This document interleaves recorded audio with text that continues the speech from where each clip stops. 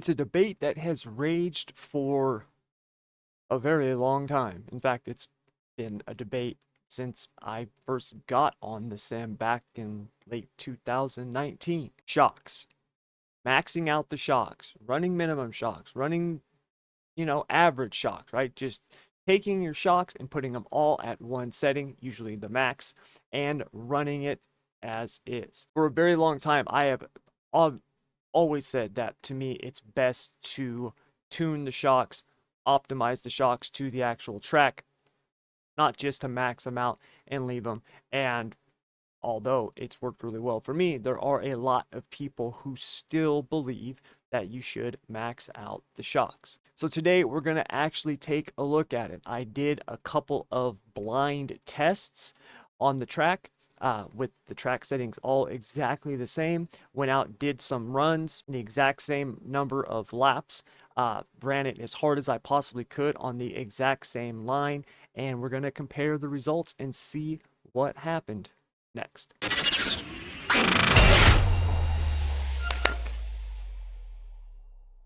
What's up, everybody? Thomas Brandon here. Thank you very much, as always, for joining me. And like I said, we're going to be taking a look at max shock settings compared to, optimally tuned shock settings. Now, a couple things to note. When I did this test, I did it at Texas, okay, and I did it in the Cup car. Keep in mind, this is for the Cup car. Now, I've ran this test in the truck and I've ran it in the Xfinity. I've done it on dirt, okay? For me, it's best to tune the shocks, okay? That has been my stance for a very long time. On the old Gen 6 Cup car, before we had these new adjustable shocks and the current tire parameters and stuff like that, I would max out the shocks. Or if I made adjustments, it was usually very big. So for example, back when you used to tune the shocks, it was like 1 to 32 clicks and you only had compression and rebound. A lot of times I would just max out the shocks at 32. Since we got the updated tire parameters, and they've been updated a couple times now, and we got the adjustable shocks and whatnot, for me, it's best to just tune the shocks. I've talked about this a number of times, and there's still a lot of people out there who say that the best is to max out the shocks. And the point of this video is not to show you that, hey, one's better over the other. I always stick to the claim, do what's best for you. Okay, that's perfectly fine. There are plenty of dudes out there kicking my butt with maxed out shocks. Okay, so if it works best for you, that's fine. I just wanted to show the difference between the two and what can happen, because I do think driving style, the way that you like the car to feel, right? Obviously, the way that you drive the car. I do think there are a bunch of factors that play into this. It's not as simple as, hey, the pro Casey Kerwin, he maxes out his shock, so that's what I'm going to do, okay? You should never just do something because somebody else does it and think that's what's best. You should always do what's best for you, okay? Now, I've talked about this previously as well. One of the reasons I do think a lot of people max out the shocks, as many people as they do, is because they're not easy. They're not easy to understand. I've always said this. Shocks are extremely complex. It's the one component on the entire car where there is a specialist, right? That does just shocks. So, and I'm obviously real life, but they're not simple, okay? They are hard.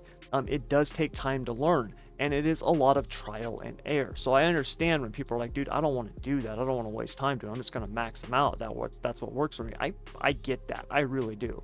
But for me, it's best to tune them. Now, I've done videos in the past on how to tune them. The most recent ones that I've done, it's still prevalent. It's still viable to this day. It's how I still tune my shocks. So that's the process that I used for this. So let's head over to the track, take a look at the garage. I got the stint analyzer and Motec. We're going to look at data, a bunch of different things, and I'll show you guys the comparison of what happened with these tests and how I did it, so that way you can see exactly how it was done, because I basically did like a blind test on it. All right, so let's head over and take a look. All right, so first things first, I ran 3 tests. We have test A, test B, and test C. Okay.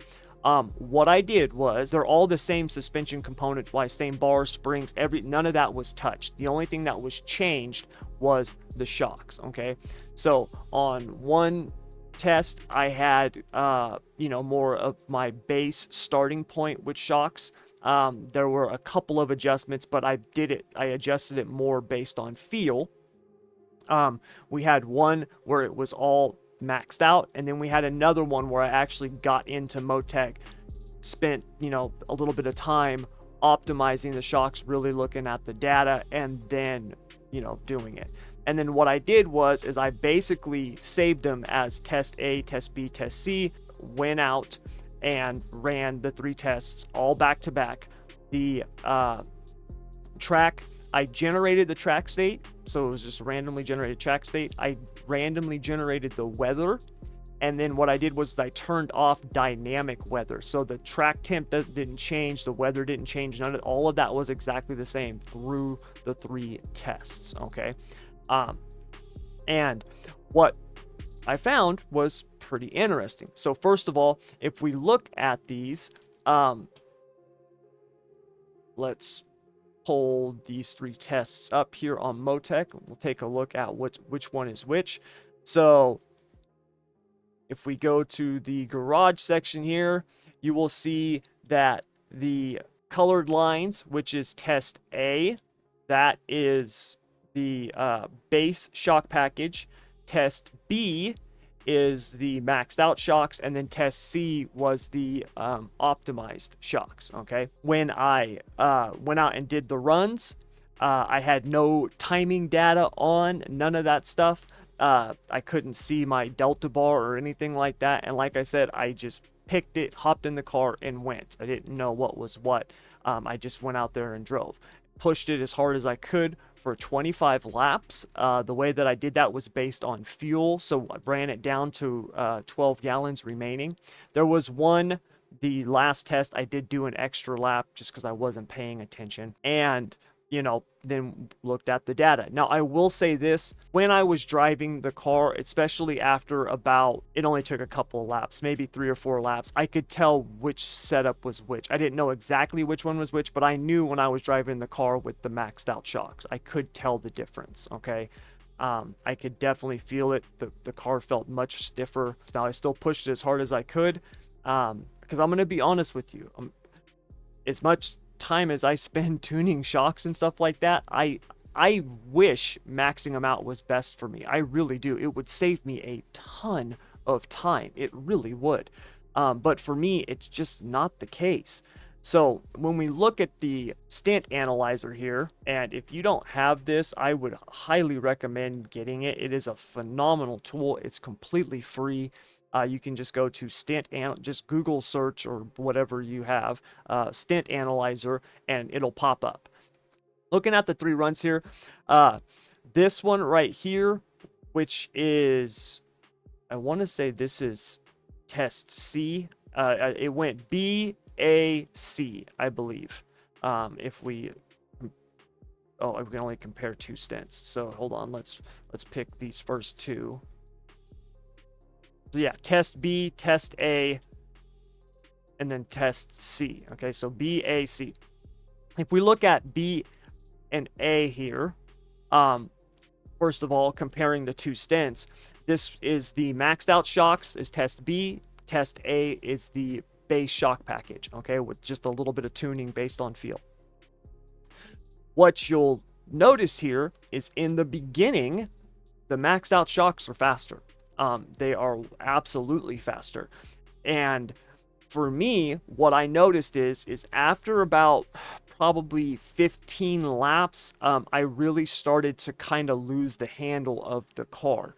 The car started getting kind of loose on me, and not in a real good controllable way. So for me, having the car loose coming off the corner, I'm fine with that. A lot of times I set the car up to be like that because it's more like a dirt car. I prefer the car driving off the right rear. I just would rather have the car be a little loose than a little tight.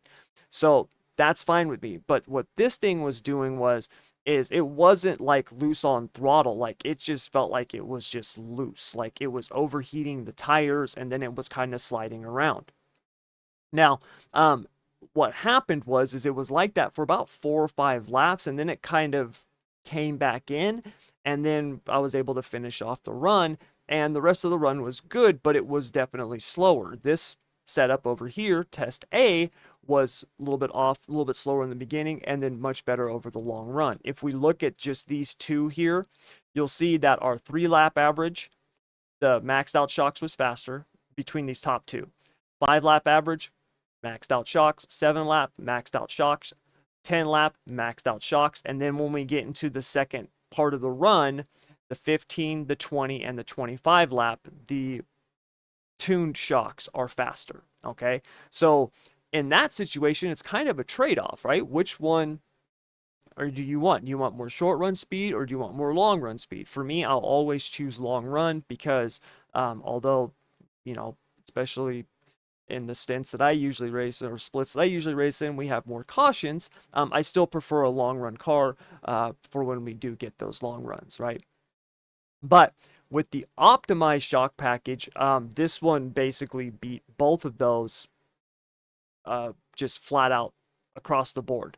Our fastest lap was faster. Our 3-lap, 5-lap, 7, 10, 15, 20, and 25, all faster. Our 25 lap average, which means that that's the average time per lap over the course of 25 laps. We were a full 10th of a second, or not a full 10th of a second faster than the maxed out shocks, even more than a 10th, and about a half a 10th faster than the base shock package. So the tune shocks, the optimized tune shocks, worked really, really well for me. Now, once again, let me be clear.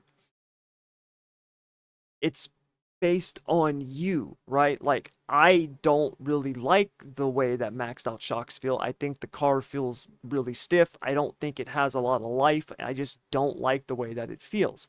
So, for me, the optimized shocks, right? Those are being optimized to my driving style. And that's really the key, right? When I'm looking at the data in Motec, right? When I'm using my shock tuning page, for example, right? When I'm looking at this and I'm tuning my shocks based on this, or if I'm looking at like my low speed shock dyno and looking at this, for me, I'm tuning this based on me, my driving. And so that's where I can really get the most out of the car for me. So, this shock package that I've got might not work well for you, right? You might like maxed out shocks. It's really up to you. And that's, like I said at the very beginning, the most important thing to realize. Now, there were some interesting things, though, with this, particularly with the tires. And I thought this was really, really interesting.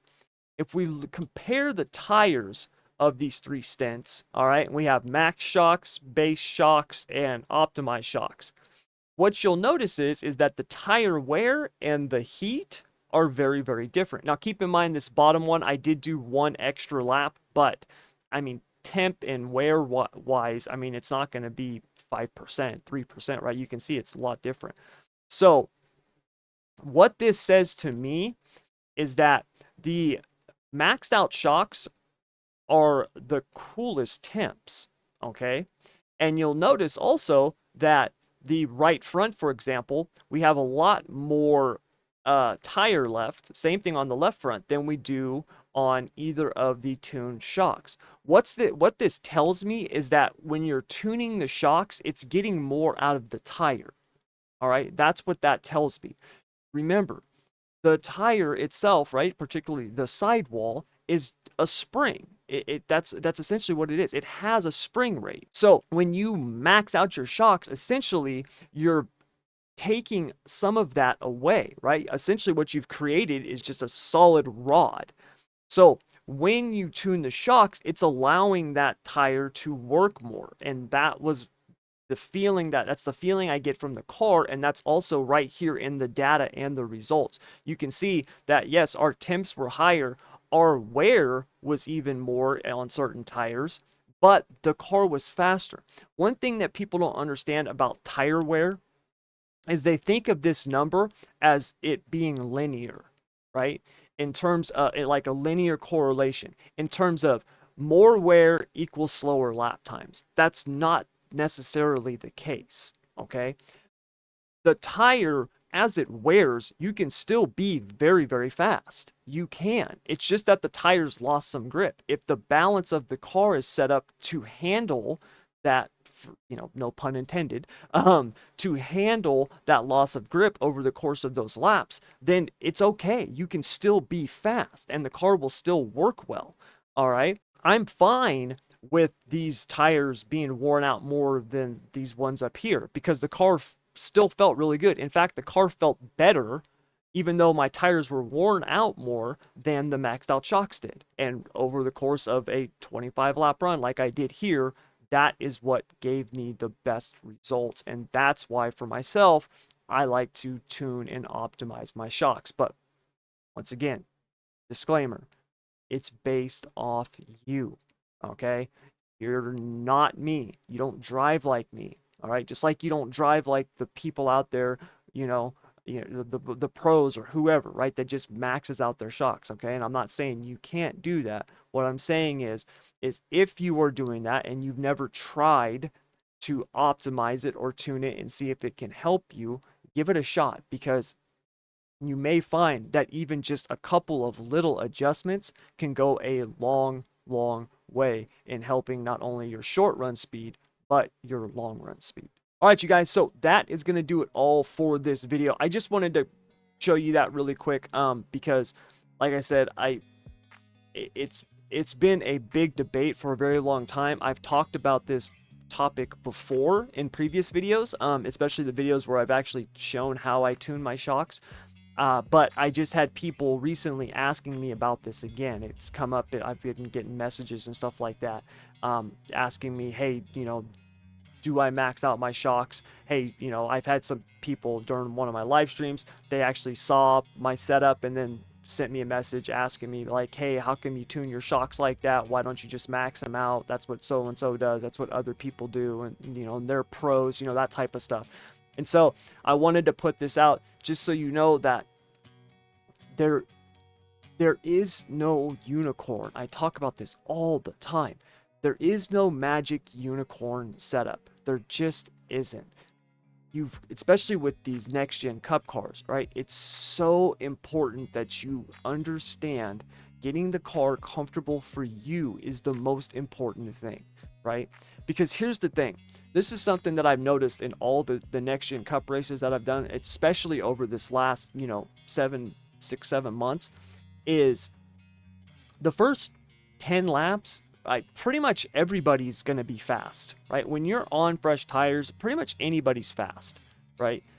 Especially at some of these bigger tracks, like a track like a Texas or a Charlotte or a Kansas. When you're on fresh tires and you're catching a draft, it is so hard to separate. It is so hard to know who the best drivers are, right? Or who's going to be the ones that you're going to have to compete against for a win when you're on fresh tires. It's not until you get about 15, 20 laps into a run that you start to see some real separation. And I'm talking about when you're in a normal split. Obviously, if you're in a there's only 15 people that registered and you've got one of those splits where there's 5 pros and, a bunch of, 2K iRating drivers, that's different. But I'm talking about your normal splits where you're in there against people, that are all relatively close to your, iRating. It's very hard to separate. There's been a lot of races that I've ran where I've been running against those top guys and I've been keeping up with them and competing, competitive with them on fresh tires. Okay, you can do that with these cars. Once it starts to fall off, though, that's where you really see that separation. And that's where something like we talked about in this video, like where the shocks, that's where you're really going to start seeing those results, right? Like we looked at with the data.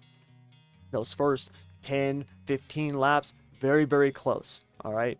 Very, very close. It's not until we got to the second half of the run that you really started to see the separation. Now, with the optimized ones, I was just faster across the board, all right? But even the, like the base shock package, right, with just a couple of little adjustments to it, even then, right, the second half of the run is where that thing started to shine for me. Okay, so, if you haven't tried tuning them, playing around with them, go out there and do some tests, right? Do some 15, 20 lap runs. You don't have to be a Motec expert or a shock expert or anything like that to adjust them. You don't, right? There's plenty of things out there. I've got videos on how to do it. There's, iRacing's got a guide out there on the shocks and the different adjustments and what they do and how you can tune them. So just go out there, make some simple adjustments, see if you can't improve the car for you. Because even if all you do is just max out, you can max out the high speed stuff. You're like, I'm just not touching that. I'm just going to do the low speed, which is your transitional stuff. That's your handling, really. Even if you just do that, fine. It's better than not trying anything at all. Okay, so go out there, give it a shot, see what you can come up with, and hopefully you see some improvements. So you guys, that's going to do it all for this video. Thank you very much as always for joining me. I really appreciate it. If you are, new to the channel, please, hit that like button, subscribe, all that other good stuff that every other YouTuber on earth asks you to do. If you didn't like it, heck, hit the dislike button. That's fine too, right? Just let me know. You could also leave a comment down below. I do go through the comments. I try to go through the comments as much as possible. I have, those of you who have followed me for any length of time know that I'm so freaking busy. It's hard to keep up with everything. So I will try to do that if you ask them, if you have a question or something like that. Or the best way to actually ask a question would be to head on over to schoolofsimracing.net, click on the button that says join community, and then sign up there. And then once you do that, you get the links to our Discord, our Facebook group, all of that stuff. And in the Discord, you can just message me directly. I have people who do that on a daily basis, and I answer their questions, right? And the Discord group is a great place. We've got like 5,000 people in there now. It's a great group, and there's dirt drivers, asphalt drivers, and they're all in there helping each other. And if you've got a question, you ask it, and somebody will be able to help you. And it's a great place to meet other sim racers and, race with them, practice with them, everything. Okay, so, if you want to check that out. Plus, we have a ton of free stuff on the website, free setups and suits and all kinds of stuff. And we're adding more to it each and every day. So if you want to check any of those things out, links for all of that down in the description below. But that's going to do it. Thank you very much, as always, for joining me. I really appreciate you being here. And until next time, I want to wish you good luck, good racing. Take care.